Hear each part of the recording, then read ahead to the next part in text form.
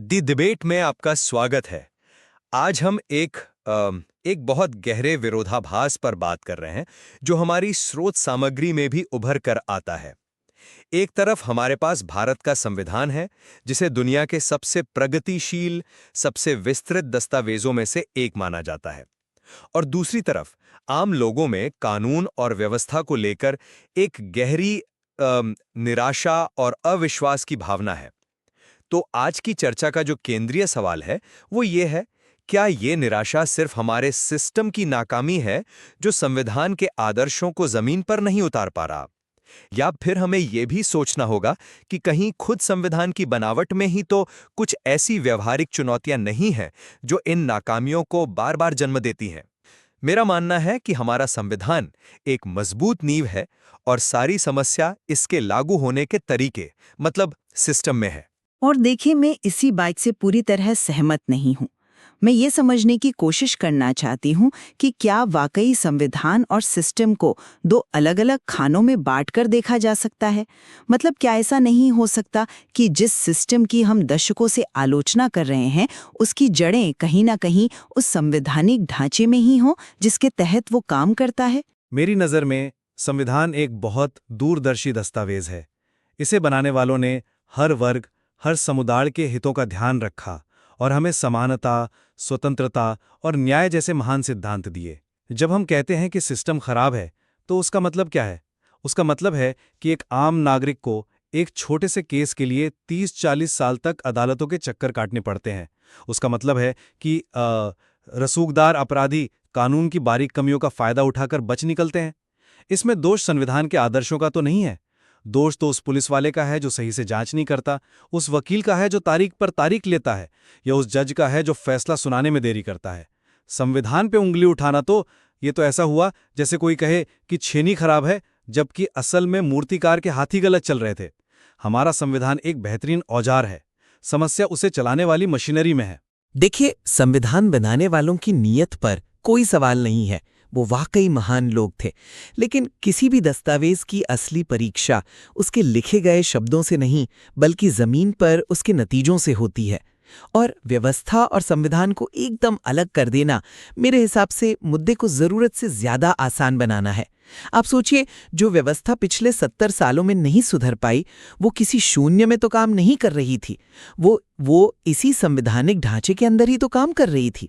स्रोत सामग्री में जिन कानून की पेचीदगियों का जिक्र है, वो कहाँ से आईं? वो इसी कानूनी और संवैधानिक प्रणाली का हिस्सा हैं। अगर किसी इमारत के डिजाइन में कोई ऐसी कमी हो कि उसमें रहने वाले लोग बार बार फिसल कर गिरें, तो क्या हम हर बार गिरने वाले को ही दोष देंगे, या एक बार उस डिजाइन पर भी सवाल उठाएंगे? एक दस्तावेज जो त्वरित न्याय और कानून के राज जैसे अपने ही मूल सिद्धांतों को लागू करवाने के लिए कोई मजबूत, अनिवार्य और समय सीमा वाला तंत्र नहीं देता, उसे पूरी तरह से बेदाग कैसे मान सकते हैं? मैं आपकी बात समझ रहा हूं, लेकिन मैं इस तर्क से सहमत नहीं हो पा रहा। चलिए, न्याय में देरी के मुद्दे को ही लेते हैं, जो शायद सबसे बड़ी समस्या है। ये पूरी तरह से हमारी न्याय प्रणाली की विफलता है। जजों की कमी, मुकदमों का अंबार, पुरानी कार्यशैली, ये सब प्रशासनिक और प्रबंधन से जुड़ी समस्याएं हैं। स्रोत सामग्री भी सही कहती है कि फास्ट ट्रैक कोर्ट्स और टेक्नोलॉजी के इस्तेमाल से इसे ठीक किया जा सकता है। संविधान तो हर नागरिक को न्याय का अधिकार देता है। यह हमारी व्यवस्था है जो उस अधिकार को समय पर उस तक पहुंचाने में नाकाम रही है। यह साफ तौर पर कार्यान्वयन की विफलता है, संवैधानिक सिद्धांत की नहीं। बात तो आपकी सही है, लेकिन मैं इसे एक दूसरे नजरिए से देखती हूँ। आपने कहा कि संविधान न्याय का अधिकार देता है। मैं आपसे एक सवाल पूछती हूँ, क्या हमारा संविधान समय पर न्याय का अधिकार देता है? इन दोनों बातों में जमीन आसमान का फर्क है। संविधान न्याय का वादा तो करता है, लेकिन वो ये नहीं कहता कि ये न्याय 6 महीने या 2 साल में मिलना ही चाहिए, और अगर नहीं मिला तो किसकी जवाबदेही होगी। बिना समय सीमा के अधिकार एक अनंत इंतजार बन जाता है। यही तो संरचनात्मक कमी है। अगर हमारे संवैधानिक ढांचे में ये लिखा होता कि कुछ खास तरह के मामलों का निपटारा एक तय समय में करना अनिवार्य है, और ऐसा न होने पर सिस्टम के अंदर बैठे लोगों पर सीधी कार्रवाई होगी, तो क्या आज ये हालात होते? व्यवस्था की नाकामी को असल ताकत संविधान की इसी व्यवहारिक चुप्पी से मिलती है। एक मिनट, क्या आप ये कह रही हैं कि संविधान निर्माताओं को इस तरह की देरी की आशंका नहीं थी? क्योंकि दस्तावेज तो एक कुशल न्यायपालिका की बात करता है। आप जो समय सीमा की बात कर रही हैं वो एक प्रक्रियात्मक सुधार है। उसे संसद कानून बनाकर लागू कर सकती है, जैसे कई कानूनों में समय सीमा होती भी है। अगर संसद ऐसे कानून नहीं बना रही या उन्हें सख्ती से लागू नहीं कर रही, तो इसमें फिर से संविधान का क्या दोष? ये तो राजनीतिक और प्रशासनिक इच्छा शक्ति की कमी हुई। और अगर ये इच्छा शक्ति 75 सालों से गायब है, तो क्या ये अपने आप में एक पैटर्न नहीं दिखाता?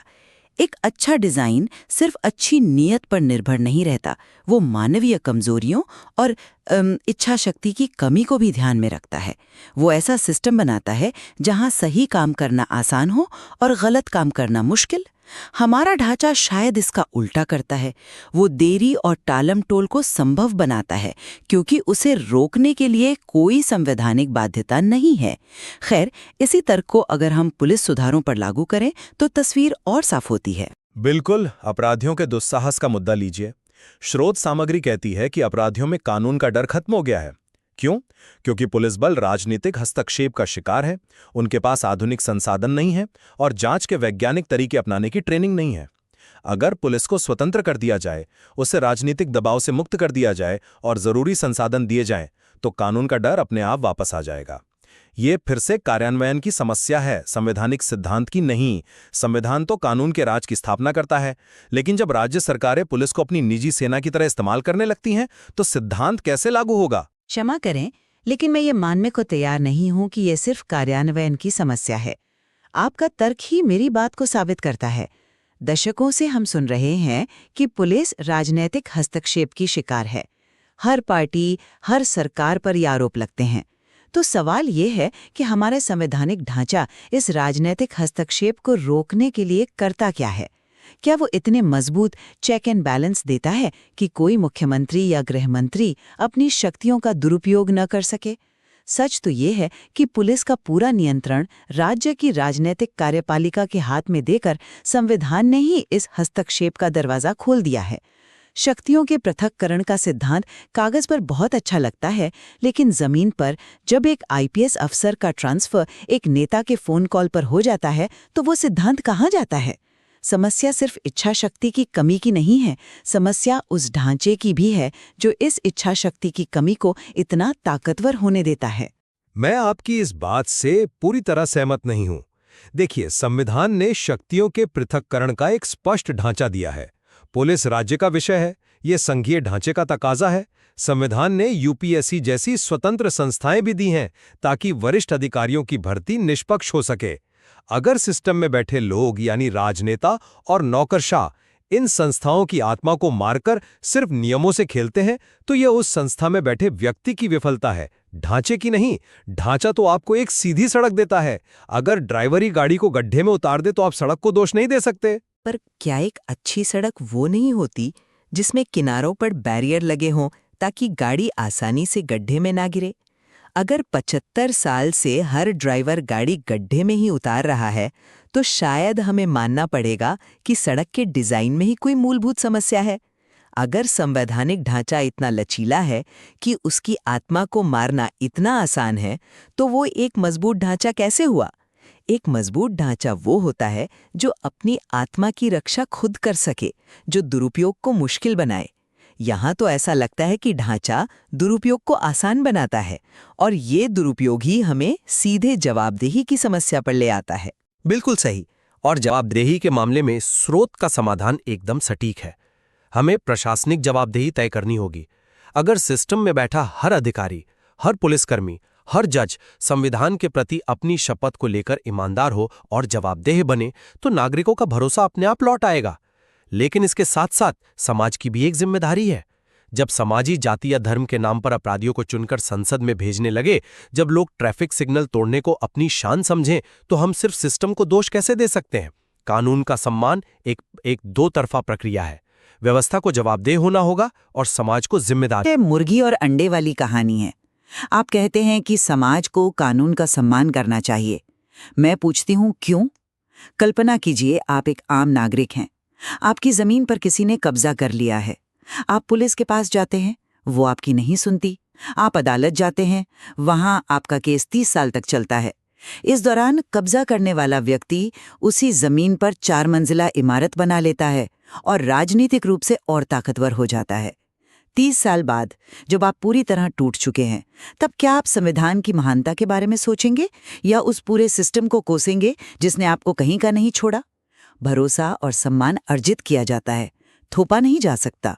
जब एक व्यवस्था अपने नागरिकों को सुरक्षा और न्याय देने के अपने सबसे बुनियादी वादे में लगातार नाकाम रहती है, तो उससे सम्मान की उम्मीद करना बेमानी है। लेकिन इस जवाबदेही को लागू करने के लिए भी तो संविधान ने ही रास्ते दिए हैं। हमारे पास स्वतंत्र न्यायपालिका है, हमारे पास जनहित याचिका यानी PIL जैसा शक्तिशाली उपकरण है जिससे कोई भी नागरिक सीधे सुप्रीम कोर्ट जाकर सिस्टम को जवाबदेह ठहरा सकता है। हमारे पास CAG और चुनाव आयोग जैसी संस्थाएं हैं। समस्या ये है कि या तो हम इन रास्तों का सही इस्तेमाल नहीं करते या फिर इन संस्थाओं के भीतर बैठे लोग बाहरी दबावों के आगे झुक जाते हैं। संविधान एक आदर्श रोडमैप दे सकता है, लेकिन उस पर चलने वाले यात्रियों को ही दिशा का पालन करना होगा। मैं मानती हूँ कि PIL एक बेहतरीन चीज़ है, लेकिन क्या ये अपने आप में सिस्टम की नाकामी का सबसे बड़ा सबूत नहीं है? हमें सरकार या प्रशासन को अपनी जिम्मेदारी याद दिलाने के लिए बार बार सुप्रीम कोर्ट का दरवाज़ा क्यों खटखटाना पड़ता है? जवाबदेही तो सिस्टम का एक स्वचालित, एक इनबिल्ट हिस्सा होनी चाहिए, ना कि एक ऐसी चीज़ जिसे पाने के लिए सालों तक अदालती लड़ाई लड़नी पड़े।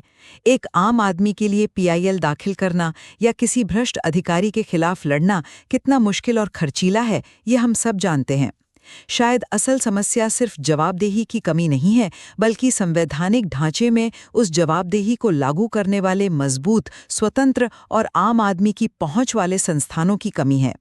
हम बार बार सिस्टम शब्द का इस्तेमाल कर रहे हैं, लेकिन ये सिस्टम कोई हवाई चीज़ नहीं है। ये उन्हीं नियमों, कानूनों और संस्थानों का जोड़ है जिनकी बुनियाद संविधान ने ही रखी है। अंत में मुझे लगता है कि हमारी चर्चा इस बात पर आकर टिकती है कि हम समस्या को कैसे देखते हैं। मेरी नज़र में भारत का संविधान एक मजबूत नींव है, एक मार्गदर्शक प्रकाश है। हमारी सारी ऊर्जा और सारा ध्यान व्यवस्था के सुधार में लगना चाहिए। न्यायपालिका को कुशल बनाना, पुलिस को निष्पक्ष बनाना और प्रशासन को जवाबदेह बनाना। हमें बीमारी की जड़ यानी कार्यान्वयन की खामियों को दूर करना होगा, ना कि उस महान दस्तावेज पर सवाल उठाना होगा जो हमारे राष्ट्र का मार्गदर्शन करता है। समाधान संविधान में बदलाव करना नहीं, बल्कि संविधान का पूरी ईमानदारी से पालन करना है। और मैं मानती हूँ कि व्यवस्था में सुधार बेहद जरूरी है, इस पर कोई दो राय नहीं है। लेकिन आज की बातचीत ये भी दिखाती है कि संविधान और व्यवस्था के बीच एक गहरा, एक अटूट रिश्ता है। उन्हें अलग अलग करके देखना शायद हमें पूरी तस्वीर देखने से रोकता है। हमें इस सवाल को पूछने से डरना नहीं चाहिए कि क्या हमारा 75 साल पुराना संवैधानिक ढांचा आज के भारत की जटिल और बदलती चुनौतियों का सामना करने के लिए पूरी तरह से तैयार है। एक आदर्श दस्तावेज और उसके जमीनी सच के बीच के फर्क को समझना जरूरी है, ताकि हम केवल लक्षणों का नहीं बल्कि बीमारी की जड़ का इलाज कर सकें। ये साफ है कि यह विषय बहुत जटिल है और इसकी कई परतें हैं। स्रोत सामग्री हमें न सिर्फ अपनी संस्थाओं के कामकाज पर, बल्कि उस मूल दस्तावेज पर भी गहराई से सोचने के लिए मजबूर करती है जो उन्हें दिशा देता है। और निश्चित रूप से इस सामग्री में और भी बहुत कुछ है जिस पर मनन किया जा सकता है।